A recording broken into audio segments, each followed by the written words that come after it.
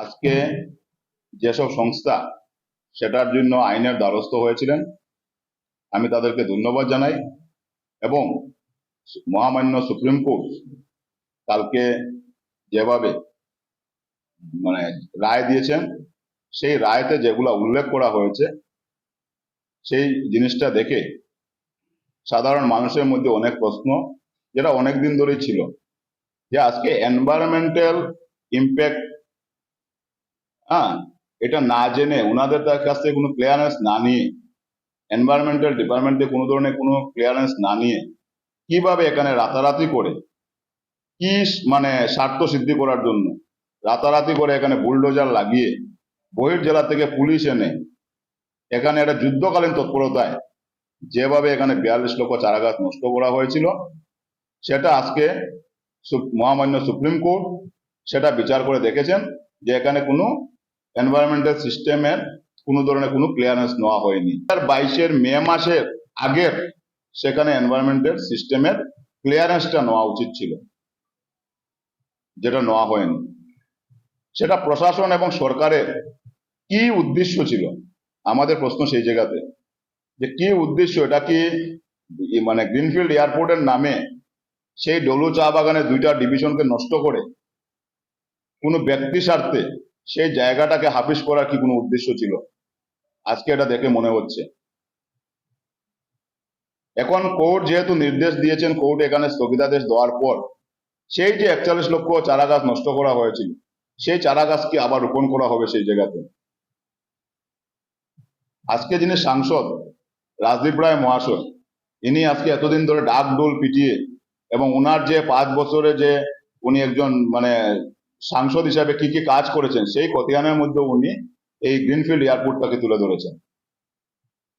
কিন্তু বাস্তবে সেই গ্রিনফিল্ড এয়ারপোর্টটা তখন থেকে কংগ্রেস দল সেটা প্রতিবাদ করে আসছিল।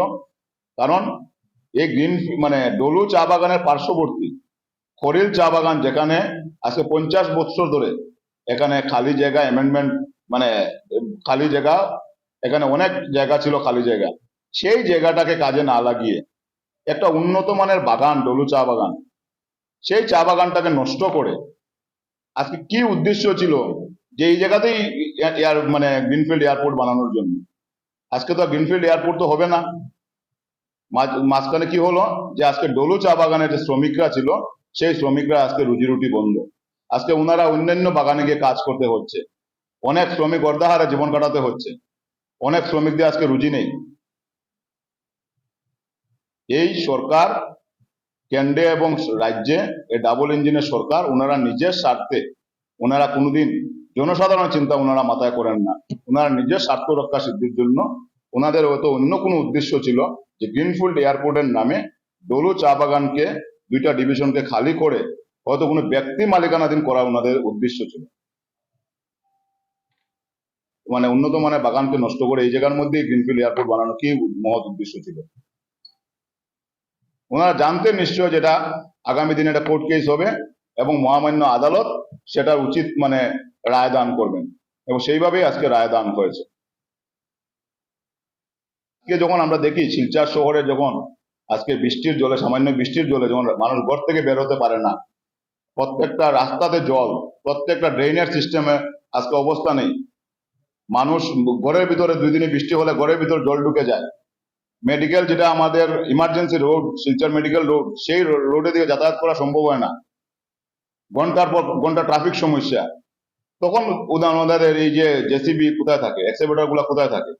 তখন তো আমরা দেখি না যে যুদ্ধকালীন তৎপরতায় রাস্তা কাজ করতে বা যুদ্ধকালীন তৎপরতায় ড্রেন পরিষ্কার করতে।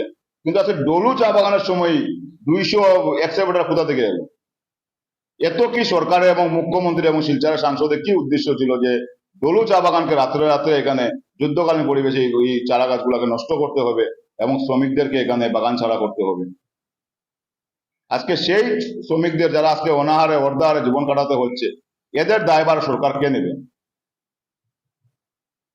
আজকে এদের রোজগারের করা হোক, গ্যারান্টি দেওয়া হোক। এদের আজকে 2 বছর ধরে যে আজকে ওনাদের ঘর বাড়ি নেই, ওনারা কিভাবে থাকবেন সেটা গ্যারান্টি সরকার নোক। এবং যে 42 লক্ষ চারা গাছ নষ্ট করা হয়েছে, আমরা আবেদন করবো যে সরকার যেন এই 42 লক্ষ চারা গাছ আবার সেই জায়গাতে রোপণ